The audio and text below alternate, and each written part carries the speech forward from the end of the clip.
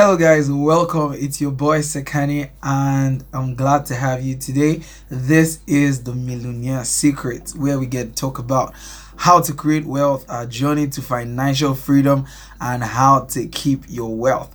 And today I'm going to be talking about something, just a continuation of what we've been talking about on this Millionaire Secret series. And I believe it's something that has been overlooked over time, especially for people who probably have a day job, and for young people like me who probably just left school, started working, and hope to have like an amazing financial future. So just join me as we get in today. All right, so we already established in previous videos that the way to go, the foundation of creating sustainable wealth, is being frugal. That means not being wasteful, not being excessive, because based on research we have found out that the lifestyle of effective millionaires, of people who actually accumulate wealth, is the lifestyle of investment, not over consuming your income.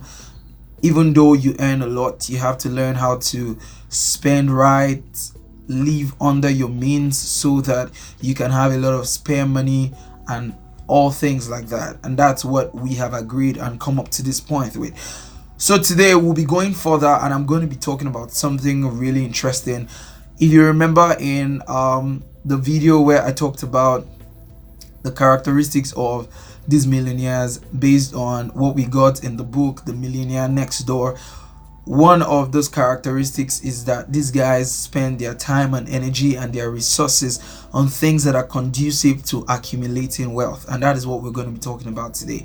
You see, in accumulating wealth, your time, your energy, and your resources is really important. And the difference between good accumulators of wealth and under accumulators of wealth is that these guys spend a lot of time planning their financial future, putting a lot of planning and thought into making sure that they are improving and making progress financially. Okay, so today I'm just going to be giving like some distinguishing factors between good accumulators of wealth, which we want to be like, and under accumulators of wealth. So first things first, if you, based on the previous video, if you've not watched that video, try as much as possible to watch it before this one, where we talked about the foundation of building wealth, that is being frugal. And there is this formula to know how much of wealth you should be having now, how much money,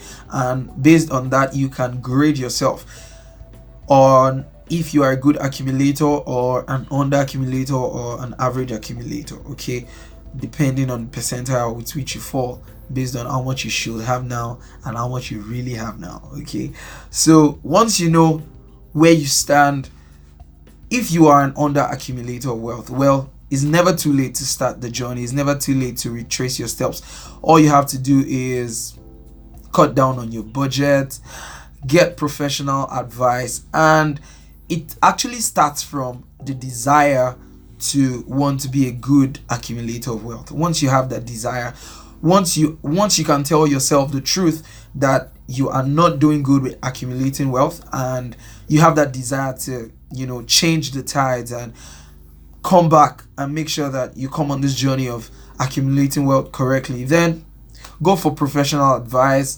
and spend time to readjust your spending habits.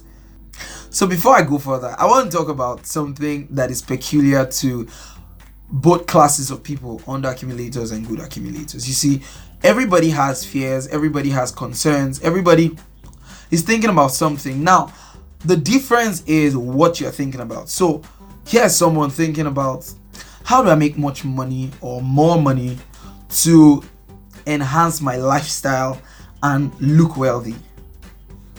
That's someone's thought. And here's another person thinking, oh, how do I make more money, invest more, and make sure I can accumulate more wealth to take care of myself when I retire or when I stop earning? You see, everybody has concerns, but the quality of your concern or the quality of your thoughts matters so much in whether you are a good accumulator of wealth or an under accumulator of wealth. Okay, so an under accumulator of wealth is thinking of how to enhance his lifestyle, like get more clothes, if you have such thoughts, yes, it's good to enhance your lifestyle, but just make sure that you are thinking of that in proportion to income. So if you are thinking of increasing the standard of your living, you should be thinking of increasing your income, okay, and making sure that you are increasing also the amount of money you can accumulate and store as spare cash and keep as investment and turn into passive income and things like that. Okay, so now let's just go straight to time, energy, and resources in making sure that you build wealth.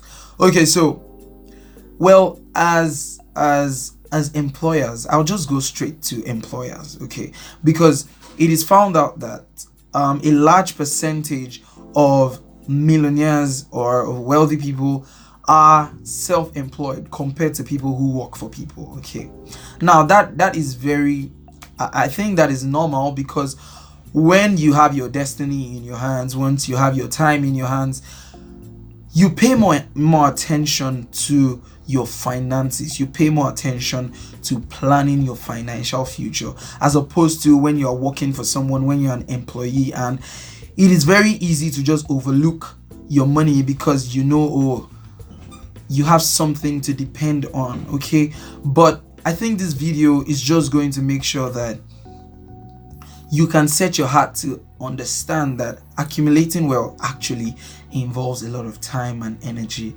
It involves a lot of planning. You need to take a lot of things into consideration, and that is why a lot of people who are workers, who are employees, don't pay attention to investment. So I'm just going to be saying that if you are planning to have a good financial future, it goes way more than just having the plans. It goes way more than just having the desire. You have to put action into it. And how are the ways to put action into it? You need to begin to learn. You need financial education. You need to begin to read books. You need to begin to understand how investment works. You need to begin to understand that making money is not just by having money in savings accounts or in schemes that are near cash, such that when you need those monies, you can just go in there and get them out. You need long-term financial plans, because at the end of the day, it was found out that people who eventually become millionaires and people who eventually grow to become wealthy are people who have long-term plans for their finances. And this goes straight out to people like me who are young, out of school. Well, it doesn't matter your level of education, because funny enough, education is not proportionate to financial freedom. It's not proportionate to financial independence. Actually, it is the other way around. People who do not have so much education are found out to come out better accumulators of wealth than people who have an education. Why? Because most people who have an education don't pay attention to the fact that they need financial education, man. Financial education is different from your normal education. And so I'm just going to be saying today that you need financial education. Creating wealth, building wealth, and sustaining wealth,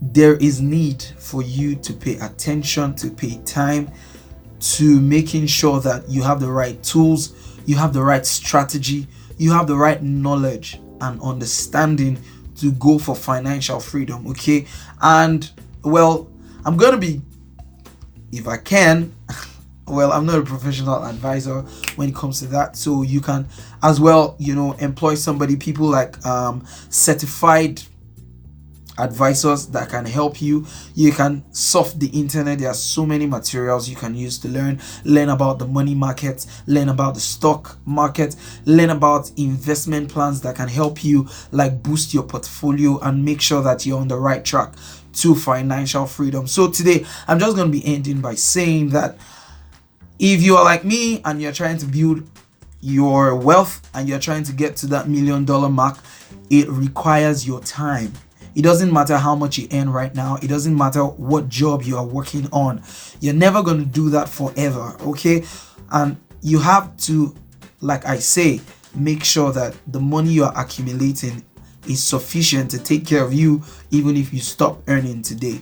So I'm just going to say, put in the time, put in the work, get the knowledge and get the education so that you can come on this journey and get to that financial freedom and independence that you really want. So it's your boy Sekani signing out today. Please like, subscribe and share. Drop your comments below and let's talk more about this. Catch you guys in the next video. Bye.